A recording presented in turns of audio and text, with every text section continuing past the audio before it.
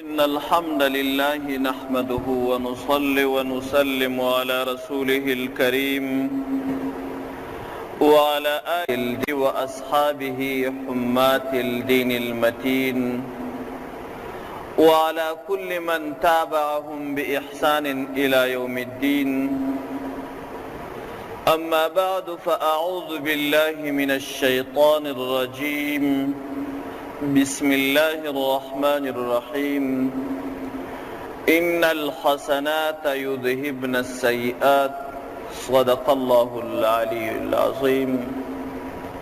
اورونو مومنان، ښکاره خبره ده چې انسان الله عز وجل ضعیف، ناتوانه او کمزوري پیدا کړی دی، بلکې انسان کمزوري نه یوازې چې په جسمي لحاظ ده، بلکې په فکري لحاظ باندې هم انسان کمزوري دی، په رواني لحاظ باندې هم کمزوري دی، په قلبي لحاظ هم کمزوري دی.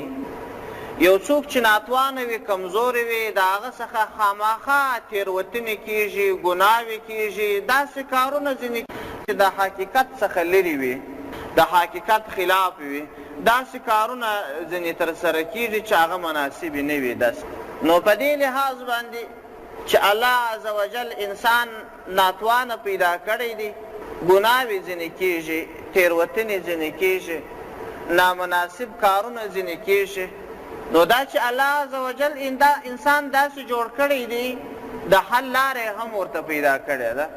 الله په قرآن کې فرمایي ان الحسنات یذهبن السیئات، وایي بېشکه د انسان نیکۍ چې دي هغه د انسان بدۍ رژوي. که چیرې د انسان څخه ګناهونه کېږي، انسان که چیرې نیک کارونه ترسره کړي، د انسان دغه نیک کارونه، د انسان هغه بد کارونه، هغه تېروتنې، هغه ګناوې له منځه وړي، رژوي یې. دا یې الله عز وجل د حل لاره پیدا کړې ده.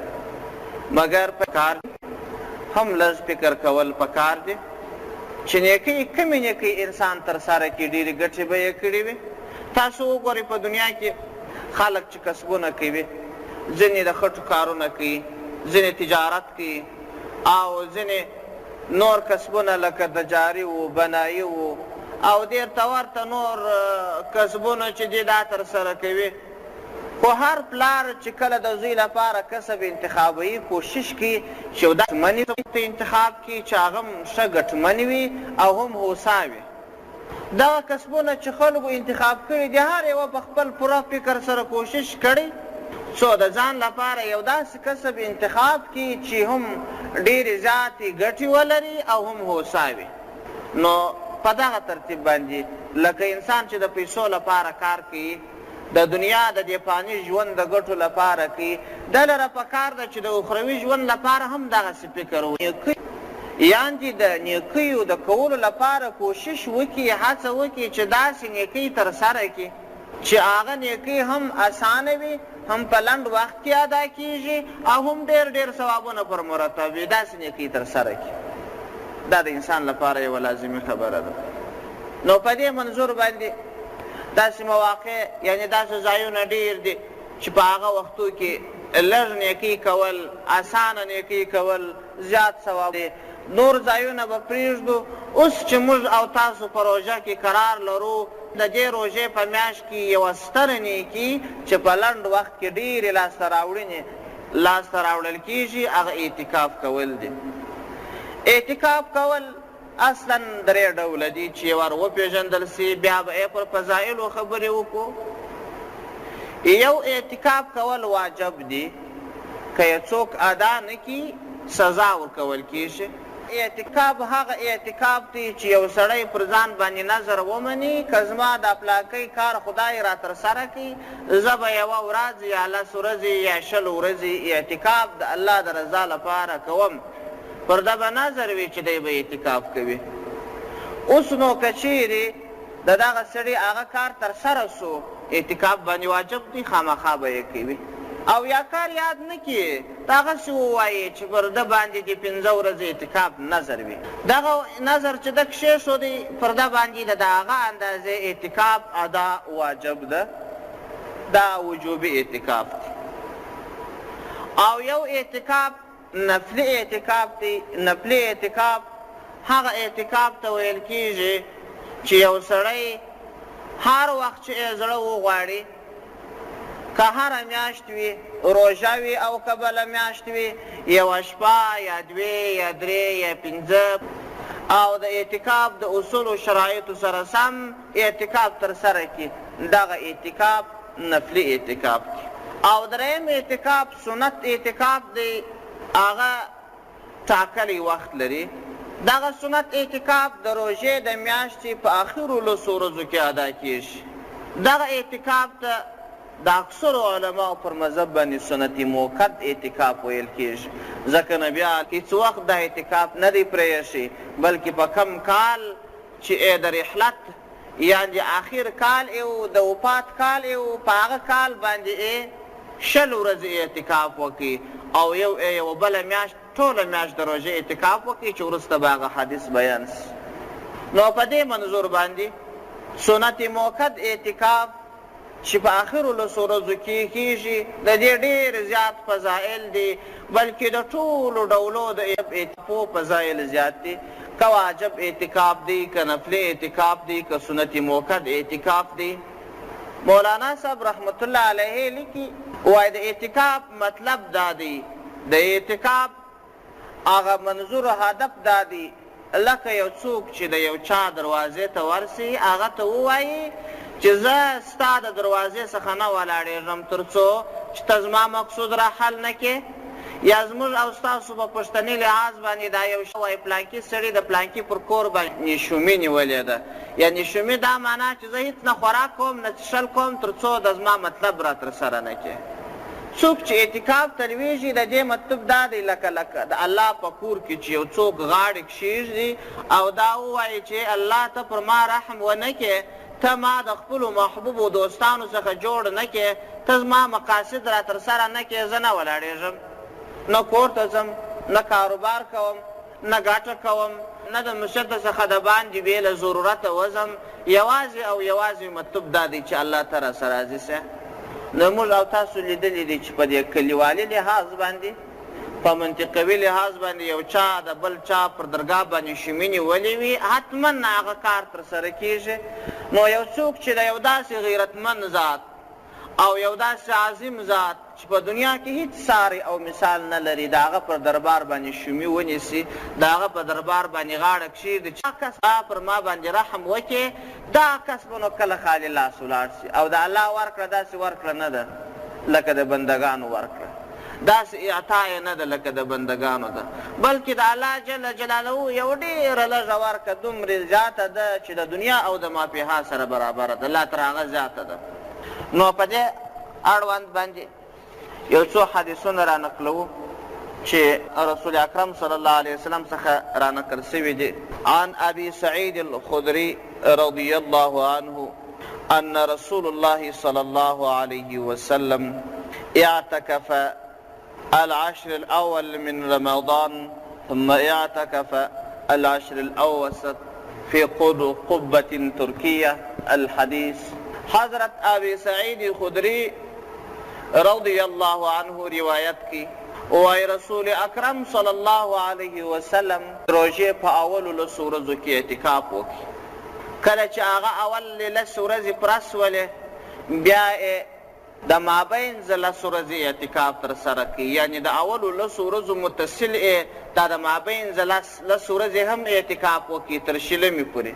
کله چې شلمه ورځ راله نبي علیه السلام د خیمې څخه سر راویستی، په یو ترکي خیمه کې د منځ لس ورځې اعتکاف ترسره کړی و او صحابو ته یې وویل چې ای اصحابو ما ته داسې ښکاره سول چې د قدر شپه یعنې د شب قدر په اولو لسو ورځو کې دی، نو ځکه ما اول لس ورځې اعتکاف وکړي. بیا ما ته وښودل سول چې د قدر شپه د منځ په لسو شپو کې ده، نو ځکه ما د منځ لس شپې اعتکاف ترسره کړي. وروسته بیا ما ته وښودل سول د ملایکو د خوا څخه چې د قدر شپه په اخرو لسو ورځو کې ده، نو زه اوس غواړم چې اخر لسو اعتکاف ترسره کړم. په تاسو کې ای اصحابو هر یو که د دې غوښتنه لري چې زما سره په اعتکاف کې واوسېږي، رادې چې زما سره د اعتکاف ترسره کړي. په دغه لسو ورځو کې هم ما ته د قدر شپه وښودل سول چې پلانکۍ شپه ده، خو زما څخه هېره سوه. نبي علیه السلام فرمایي وایي ما ته په د اخرو لسو ورځو کې وښودل سوه خو زما څخه هېره سول.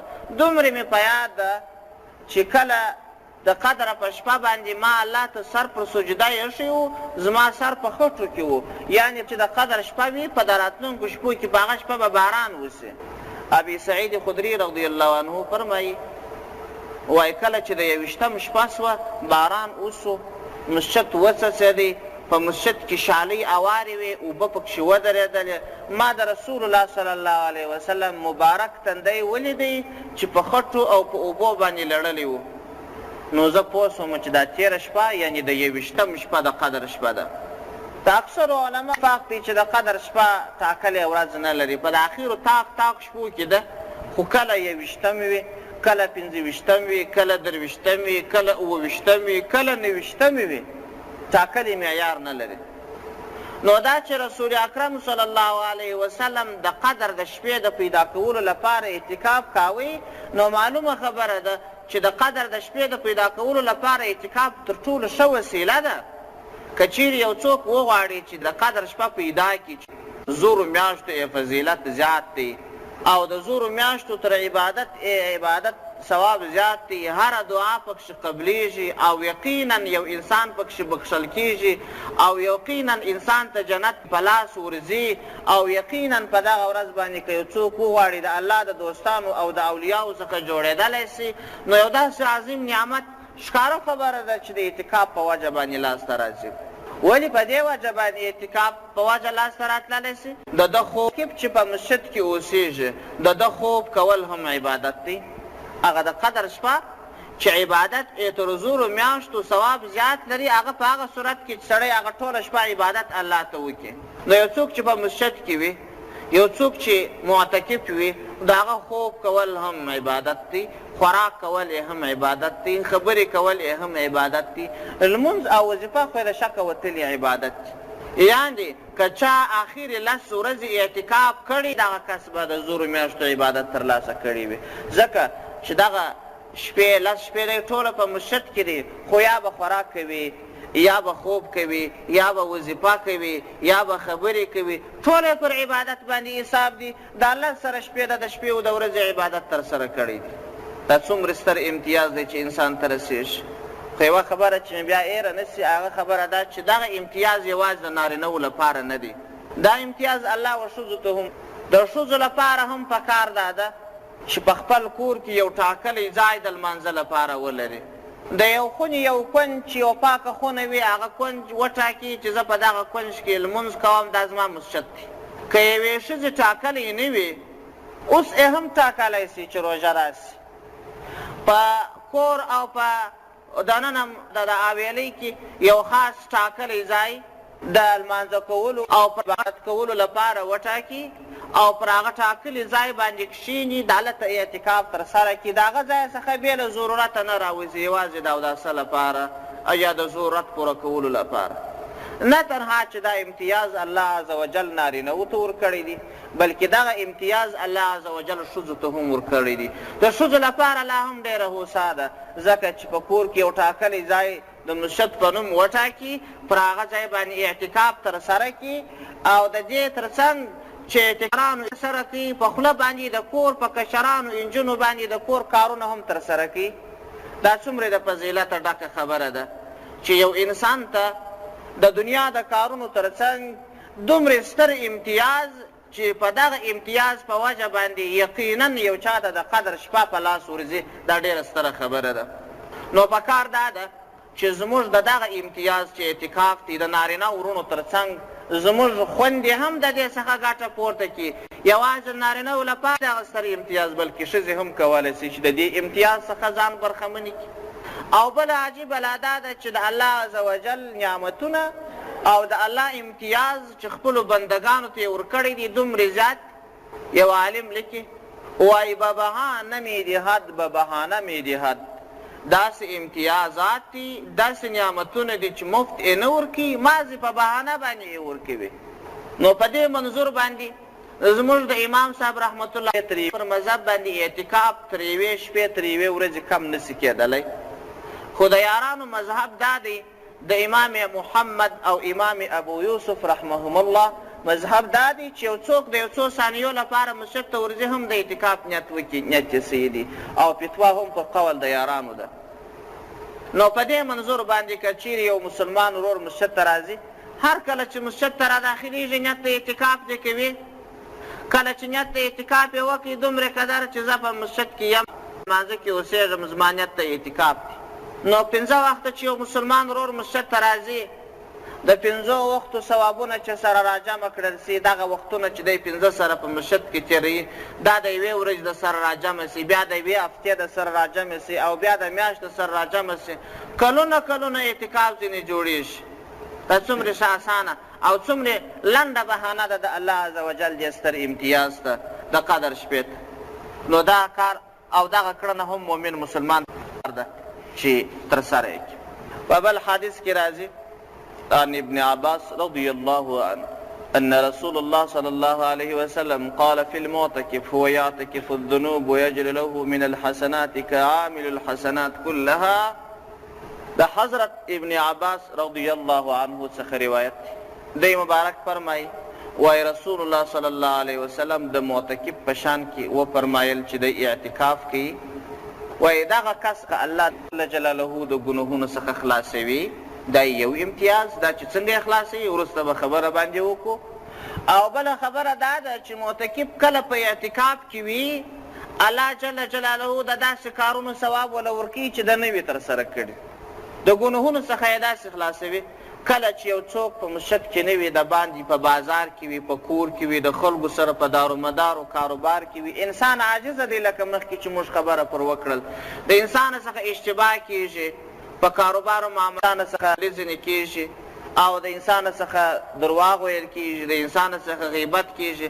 کله چې یو مؤمن مسلمان ورور په اعتکاف کې وي، د دې ټولو شیانو څخه خلاص دی، ځکه زمینه سازي نه ورته کېږي.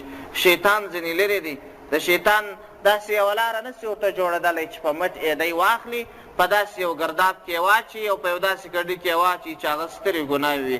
د دغه سترو ګناو څخه الله د اعتکاف په وجه باندې مؤمن مسلمان ورور محفوظ ساتي. او بله خبره دا چې الله جل جلاله معتکف ته د داسې نیکیو ثواب وله ورکوي چې د نه وي ترسره کړي. هغه لکه څنګه په کلیو محله کې جنازه پیښیږي، معتکف نسي کولی چې په جنازه کې ګډون وکړي. په کلیو محله کې یو مریض پیښیږي، د هغه عیادت لازمي دی، معتکف نسي ورتللی. په کلیو محل او د باندې په بازار کې نور داسې په عام المنفعه کارو کې د یو مسلمان ورور ضرورت پیدا کېږي چې ګډون پکښې وکړي، معتکف ورور ورتللی نسي. دغه کارونه چې په ټولنه کې ترسره سول، دی خو په مسجد کې ناست دی، الله یې ثوابونه وله ورکوي. په جنازې کې ګډون د نه دی کړی، الله یې ثواب وله ورکوي. د عام المنفعه کارونو د ضرورت ته پوره کولو لپاره د څه نه دي کړي، الله عز وجل یې ثواب وله ورکوي. د مسلمان ورور عیادت ته نه دی کړي، الله عز وجل یې ثواب وله ورکوي. دا دوم امتیاز دی چې ان حضرت صلی الله علیه وسلم فرمایلی دي د معتکف په اړه باندې. بل حدیث د ابن عباس رضی الله عنه چې انه كان معتکفا في مسجد رسول الله صلی الله علیه وسلم فاتاه رجل فسلم عليه الحديث. حضرت ابن عباس رضی الله عنه یو ورځ په نبوي مسجد کې معتکف، یو سړی ورته راغلی، سلام یې ورته ووایه. د سلام ویلو نه وروسته بیا کښېنستی. کله چې دا سړی کښېنستی، ابن عباس رضی الله عنه ورته متوجه سو. هغه سړی ډېر غمګینه او پریشانه و. نو عباس رضی الله عنه خبرې ورسره وکړلې چې ای سړی ته ما ته ډېر زهیر معلومېږي او ډېر غمجن راته معلومېږي، وجه چې شته؟ هغه سړی ورته وایي ای د حضرت محمد صلی الله علیه وسلم د اکا زویه، ما ته یو مشکل راپېښ دی، هغه دا چې د یو چا پر ما باندې پیسې باندې دي، هغه وخت یې را باندې پوره سوی دی. نور نو نه هغه سړی ما ته انتظار کوي، وخت نه راکوي، او نه زما سره پیسې شته چې هغه سړی دا زما لپاره یو ستر مشکل دی.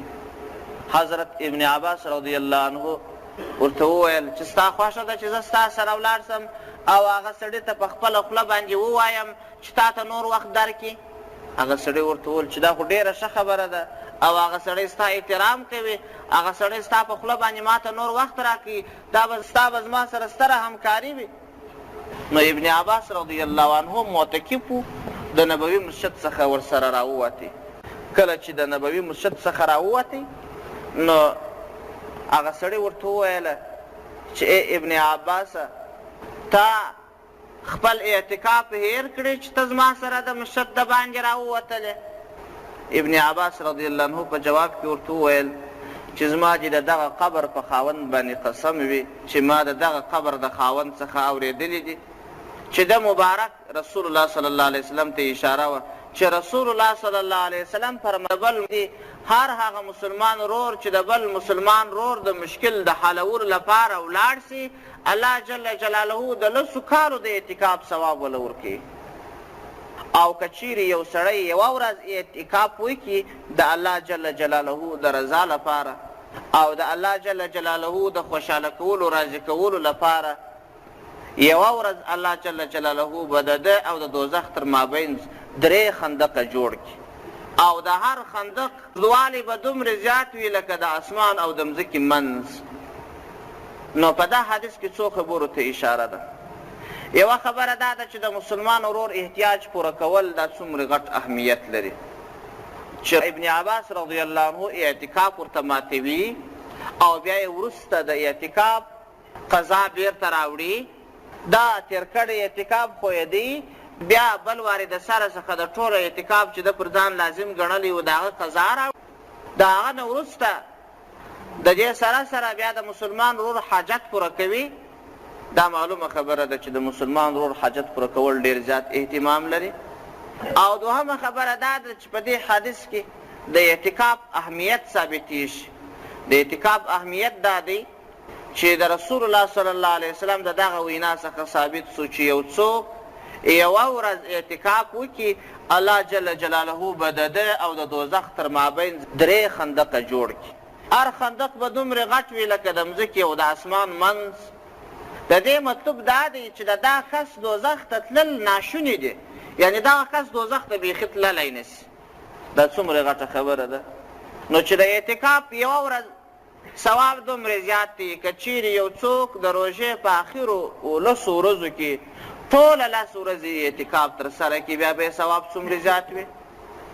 او بله خبره لا دا ده لکه مخکې چې ما وویله چې د لږ لږ اعتکاف څخه ډېر غټ اعتکاف جوړېږي.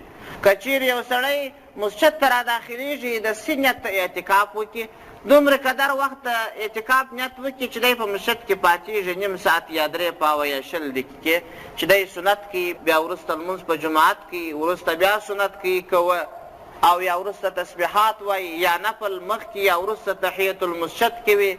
په دغه وخت کې چې څومره دقیقې تېرېږي دغه دقیقې دی د اعتکاف نیت وکړي په هر لمانځه کې 1 لمونځ 2 لمونځه 4 لمونځه 5 لمونځونه د هر مؤمن مسلمان ورور په مسجد کې وي. نو 5 واره دی د اعتکاف نیت په یوه ورځ کې کوي. د دغه 5 لمونځو وختونه چې سره راجمع کړي ډېر غټ وخت ځینې جوړېږي. او که چیرې د هفتې د سره راجمع کړي بیا بیخي غټ وخت ځینې جوړېږي. که د میاشتې او د کال د ځینې راجمع کړي نو بیا هفتې ځینې جوړېږي. یعنې یو سړی چې هر لمانځه ته داخلېږي او نیت ته اعتکاف کوي ټول عمر یې دا عادت وي نو ده به کلونه اعتکاف کړی وي. او حال دا چې د یوې ورځې اعتکاف د رسول الله صلی الله علیه وسلم په دغه حدیث کې چې طبراني بیهقي حاکم او ترغیب را نقل کړی په دا حدیث کې راغلی دی چې د یوې ورځې فضیلت یې دومرې زیات دی چې یو مؤمن مسلمان یوه ورځ اعتکاف وکړي د ده او د دوزخ تر مابین به 3 خندقه جوړ سي او هر خندق به دومرې غټ وي لکه د مځکې او د اسمان منځ. که چیرې دا کار ترسره کړي دا به څومره غټه او غټ فضیلت یو مؤمن مسلمان ورور لاسته راوړي. او که چیرې یوه مسلمانه خور دغسې کار ترسره کړي په خپل کور کې په خپل د اوسېدو په خونه کې یو خاص ځای د لمانځه لپاره وټاکي هغه د دې مسجد دی الله جل جلاله هغه هم دې ثواب وله ورکوي لکه یو مؤمن مسلمان ورور چې په مسجد کې لمونځ کوي. نو دا د دې فضیلت دی.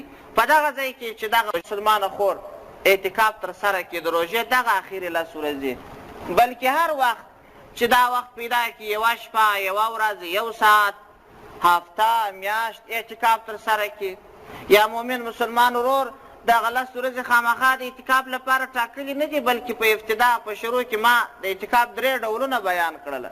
یو واجب اعتکاف و یو سنت موقت اعتکاف و. نفل اعتکاف نه ټاکلی وخت لري نه ټاکلی اندازه لري هر څومره وخت چې ته وغواړې اعتکاف کولی سې د یارانو پر مذهب باندې او فتوا هم د یارانو پر قول ده.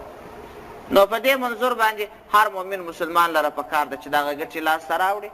مخکې ما څه خبره وکړله چې د ګټې لپاره د دنیا د کسب د ترسره کولو لپاره هر سړی کوشش کوي چې ډېر هوسا کسب زده کړي او داسې کسب زده کړي چې ګټه یې زیاته وي او هوسا وي. د آخرت لپاره دی دا اعتکاف کول. دا څومره اسانه کسب دی او څومره ډېره ګټه یې ده. نو تر دې ګټې باید مؤمن مسلمان تېر نه سي. او که چیرې یو مؤمن مسلمان رور بې پروا اوسېږي فقط لمونځ او اودس روژه د یو عادت په نیت باندې کوي. د شپې ټوله شپه په بانډارونو مجلسونو تېروي، د ورځ ټوله په خرافاتو په خوبونو باندې تېروي. لکه د روژې اهمیت چې څومره زیات دی، نفلي عبادت پکښې زیات دی، هغه پر اهتمام باید په څو چنده زیات اهتمام وله ورکول سي. ځکه په فرضي میاشت کې د روژې په میاشت کې د نفل عبادت دومره زیات ثواب لري لکه فرض، او فرض عبادت داسې ثواب لري لکه 80 فرضه چې وکړي. نو دا به بدبختي وي که چیرې د یو سړي څخه د روژې په وجه باندې فرضي اعمال لا خراب سوي وي. که څه هم په حدیثو کې پر نفلي اعمالو باندې هم زیات ټینګار سوی دی چې په دې میاشت کې تاسو نفلي اعمال هم ترسره کوئ، ځکه په دغه میاشت کې نفلي عمل دومره ثواب لري لکه فرضي عمل. او که خدای مکه فرضي اعمالو ته هم ټکر رسېدلی وي، صدمه رسېدلی وي، لکه زموږ ځینې ورونه کله چې روژې میاشت راسي نو پیشلمۍ چې تر وکړي د سهار لمونځ د پیشلمي په قرباني باندې د ده څه خراب سي. ښه سړی نو دا دی چې کور یې وکړي او د اکثرو خلکو څخه بیخي قضا سي، وایي زه نو خو پیشلمۍ مې وکړي بیا دویم وارې نه سم راکښېنستلی. او د ماښام لمونځ بیا د روژه مات په افتخار باندې یا قضا سي چابک ترسره سي او یا بیخي قضا سي مکرو وخت ته ولاړ سي. او د ماخستن لمونځ بیا په دې وجه باندې چې دوی تراویح کوي تر وخت رامخکې کړي. او حال دا چې په ماخستن په لمانځه کې ځنډ دا بهتر دی، فضیلت لري. او د مازدیګر او د ماپښین لمونځ د روژه ماتو د برابرولو په نیت یا د خوبو په نیت هغه هم فوت سوي. سبحان الله، دا به ډېره بدبختي وي چې فرضونو ته لا دومرې صدمه رسېدلې وي. حال دا چې نفلي اعمال باید په ډېر اهتمام سره ترسره سي. خبرې ډېرې دي، وخت لږ دی، نو الله عز وجل دې موږ او تاسو ټولو ته توفیق را نصیب کړي چې د دغه میاشتې هغه اخرې ورځې دي، هره لحظه هره ثانیه یې د بې شمېره ګټو ډکه ده. نو دا یوه ثانیه بې ځایه تېره نه کړو، یو څه لاسته راوړنې پکښې وکړو، اعتکاف ترسره کړو چې دغه ورځې ډېرې بهترینې ورځې دي. دا نه معنا چې د 21 ورځ ما څه تېره سوې ده اوس نو اعتکاف نه کېږي. یو ساعت هم اعتکاف کېدلی چې دا اوس ماپښین ورته راسه اعتکاف ته، نن شپه اعتکاف وکړه، تر اختره یې وکړه. ټوله مسلمانان ورونه دي، ټوله د دې اهتمام وکړي. زموږ مسلمانې خویندې دي په دغه ورځو کې په دغه شپو کې په کورو کې د لمانځه ځای وټاکي، هغه یې مسجد کې هلته د اعتکاف وباسي، دغه غټې غټې ګټې دې لاسته راوړي او خالي لاس دې ولاړ نه سي. نو الله عز وجل دې په خپل توفیق سره موږ ونازوي. دا کارونه هم د الله په توفیق کېږي. نو الله جل جلاله پر موږ ډېر انعامات کړي دي، دا به یو بل انعام وي چې توفیق راکړي تر څو خالي لاس ولاړ نه سو. واخر دعوانا ان الحمد لله رب العالمین.